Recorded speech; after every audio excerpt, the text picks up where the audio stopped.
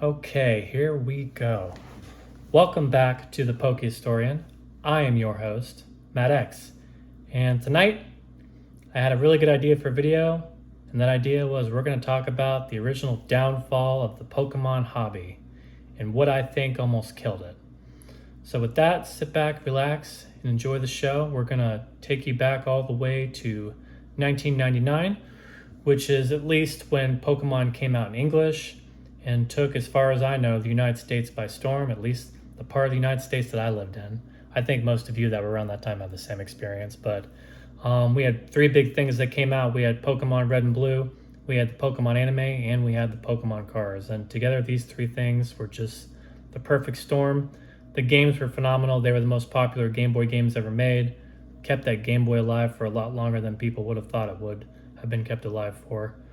The anime was really cool. Everybody was enjoying that. A lot of people, that was our first real introduction to anime at all. It just wasn't really a thing back when we were kids until Pokemon came out. And then the cards, like when those cards came out, they were like all over the schools. Like I was in third grade at that time when Pokemon cards came out, and everybody had them in class. You know, we had after school programs we could go to. Everybody was trading cards there. And in fact, the cards became so prevalent on campus where they ended up banning them. And I think a lot of y'all that were in school around that time probably had a very similar experience. I don't think mine was anything extra special or anything like that. But just to try and express to some of those of you that are a little bit younger, like I know that Pokemon is like big now and everybody knows about it, but it's such more of an accepted thing these days than it was back then. Like back then it was like a brand new thing. There was like this mystical aura around it. People didn't know what to think. A lot of parents were worried about it. They thought like Pokemon was evil and there were demons and stuff in it. I'm sure there's people that still think that, but like it was an enthralling and like a very fresh thing at that time. I'd never seen anything like it, and I'm sure anybody else who was around at that time and like looks back, like they would say the same exact thing. It was truly a phenomenon. So I would say the Pokemon phenomenon continued, for me at least, all the way through elementary school. So like third through fifth grade. Had Pokemon Gold and Silver come out. I think it was fifth grade when they came out. It was either like early fifth grade or late fourth grade. But either way, I know for a fact that we had Pokemon Gold and Silver in fifth grade because I remember playing them on the bus, like going to field trips and stuff. So it really kind of kept going. Gold and Silver were super popular. We started getting some of the Neo cards and everything, and really it just it was seemed like a machine that wouldn't really slow down, you know. And then something kind of happened, and I think at least for me it had something to do with just the age bracket I'm in. But I'd be curious to know like how some of you that were a little bit older or like a little bit younger, like what your experience was. But I found when I got to middle school, the year was 2001. When I got there, like it seemed like all of a sudden liking Pokemon became very uncool. And the reason I think this was is because we were starting to get to that age where people were starting to mature, hit puberty, and starting to really think about like, you know, what it means to be growing up, what's an adult supposed to do, what's an adult supposed to like, how are we supposed to act? And there was kind of an abandonment of like anything that was associated with being a kid. And of course, for my generation, the people that were like in my class and right around my age, like Pokemon was definitely something that we all liked as kids. So a lot of people started to question whether or not we should still like it. And it got to the point where if you were into Pokemon, like in middle school, sixth, seventh, eighth grade, you were definitely ridiculed by the other kids. Like people would make fun of you for it. There was like peer pressure to like get you to stop being involved in it. And it was very embarrassing, you know, like nobody would be your friend if you were into it and stuff like that. So at least for me, once I kind of started realizing that was the case, I stopped liking it really. Well, I shouldn't say I stopped liking it publicly around like late sixth grade because like this, like, you know, the bullying and stuff from people was just getting to be too much.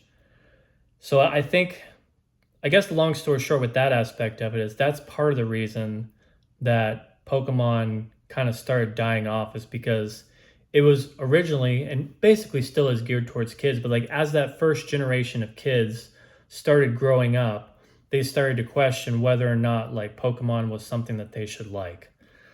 So that's one of the reasons I think Pokemon started dying.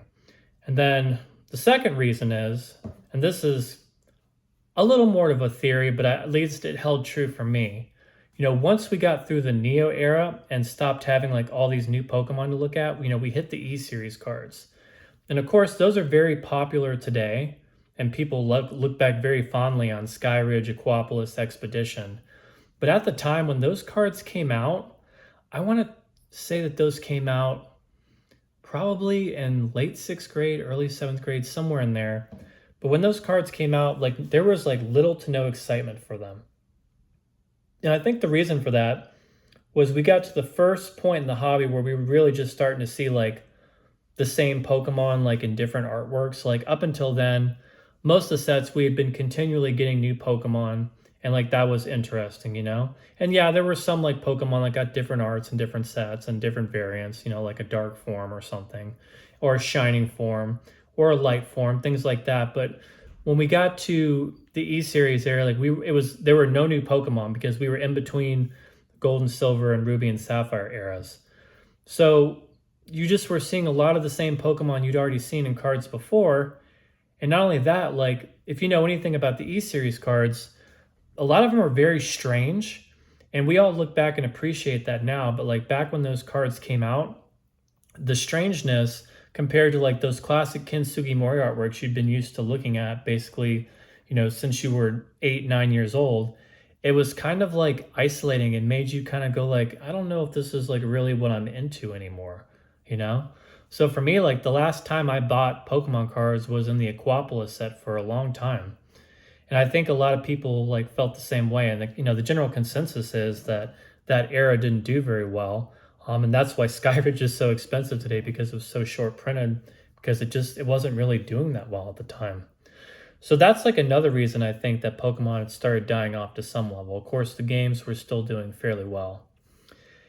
And then the third reason was when I got to about seventh grade, so this would have been like 2002, we had something else come onto the circuit, the trading card game circuit known as Yu-Gi-Oh!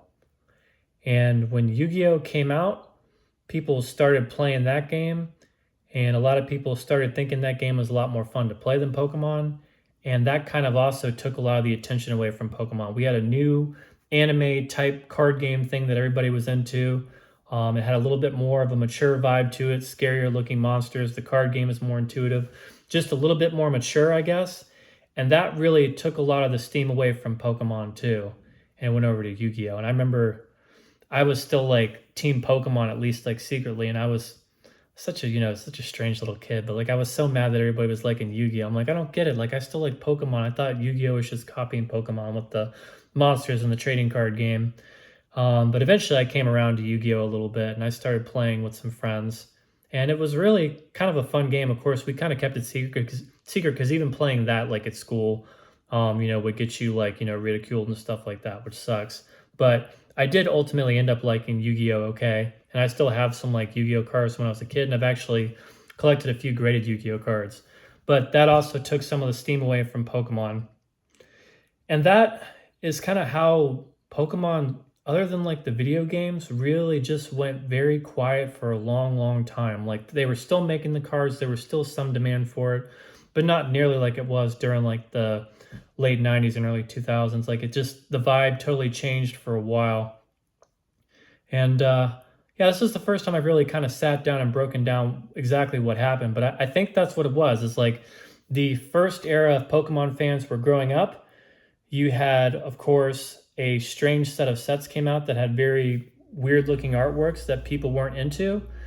And then third, obviously, was the coming of Yu-Gi-Oh!, which also took a lot of attention away. And those three things really kind of almost killed off Pokemon, but it managed to survive. And I think what really allowed Pokemon to survive, I think, was the quality of the games. Like I know people these days don't really like a lot of the Pokemon games. Some people think that the quality is kind of lacking, and I think there's more they can do with the game, sure. Like they're definitely not trying as hard and putting as much effort in those games as I think they should. But back then, I mean, red and blue, gold and silver, ruby and sapphire, diamond and pearl, black and white, like these were all very, very good, not only good Pokemon games, but just good video games. So those video games, like really, I think carried Pokemon through the dark times for a long number of years.